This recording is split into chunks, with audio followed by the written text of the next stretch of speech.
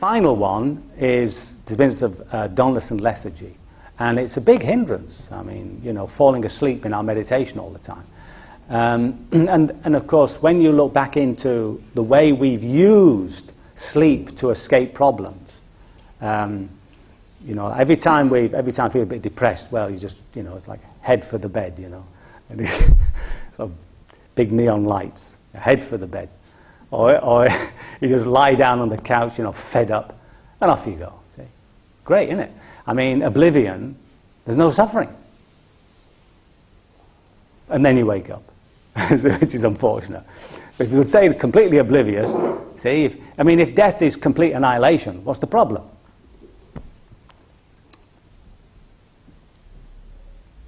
So, unfortunately,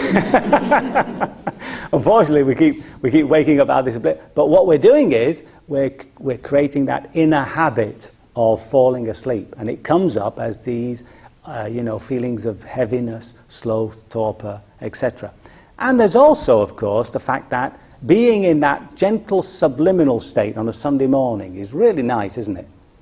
You know, when you wake up and you turn over and you're just sort of wandering on that pleasant dreamy state, or get back into bed, and you just keep wandering on that on that lovely subliminal state of not being quite asleep but not being quite awake. And developing that is developing sloth and torpor, or dullness and lethargy. So we shouldn't be surprised when we come to sit there, we're always sort of bobbing up and down, falling asleep. So all these things that we're experiencing here in our meditation in terms of these negative mental states, we have to bring that practice into our daily life. Every time you feel sleepy during the day, ask yourself, now, is this real tiredness? Or is it just, this dullness and lethargy? In which case, stay awake. Yeah? Every time you see your mind wandering, you have to note it and bring it back. So the practice of Vipassana is something that we have to take into just every daily life. Yeah?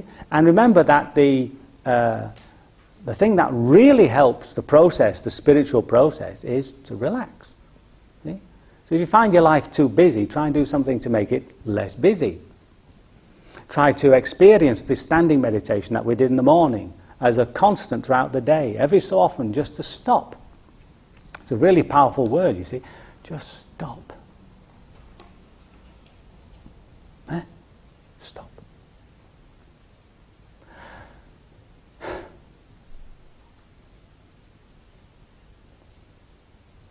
I think I've stopped too. I think that's it. So,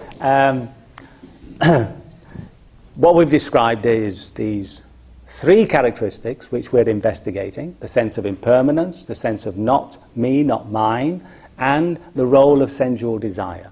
All based on some fundamental delusion within us that we're seeking happiness in the wrong place. And that while we're doing that, these hindrances draw us away. Old habits of thought, old addictions, little hatreds, depressions, they're all drawing us away into this dream world. And all we have to do is to come off the dream, re-establish that awareness within the body, and let these things express themselves as feeling. That's all, as feeling. And when occasionally there does descend upon you some blissful peacefulness, see, be careful you don't sink into that as you would ice cream. See? Try to still maintain the fact of observing it as something which is very pleasant, very beautiful, but also impermanent. See? Don't get drawn into beautiful states of mind. And use it. Those are really good moments to really draw the attention into the breath and begin to experience impermanence, and to develop that sense of laser beam concentration. Laser beam stillness and attention. And finally, just to bring an image to your mind of the child.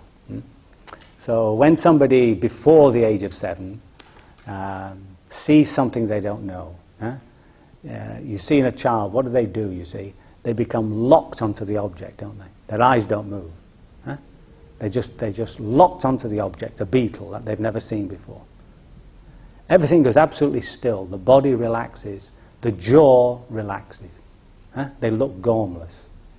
Yeah? And the good parent gives them a clip on the back of the head and says, wake up. They look gormless, the jaw's completely relaxed, which means there's no thought. That's why in your meditation, always make sure your jaw's relaxed, yeah? Your tongue's relaxed. And they're just watching, and then after a moment or so, they stop and they ask, what is it? Yeah? Now, all that learning has gone on in just that watching, and all we're trying to do is get back to that state. Just that state of the original child. And that's why in Zen, they'll often talk to you about original mind. Okay? So if you keep that image in your mind of the child, and that's what you're trying to get back to, a non-thinking state of pure observation. And having the trust, see, it really depends upon faith, having the trust that there is within us a superb intelligence which will see the way things are and liberate itself. That intelligence is constantly saying, get that meditator out of the way. Will that meditator please go home? And just let me look. Okay? So that's your big problem, right? That's our big problem, is to get this meditator out of the way. And we do it in a very, very simple way. We just relax, we place the attention on the breath, we raise the interest to observe these three characteristics, and we just watch. We just feel, we just experience whatever draws the attention within the field of awareness. Voila. So, thank you very much. What we can do now is some walking meditation until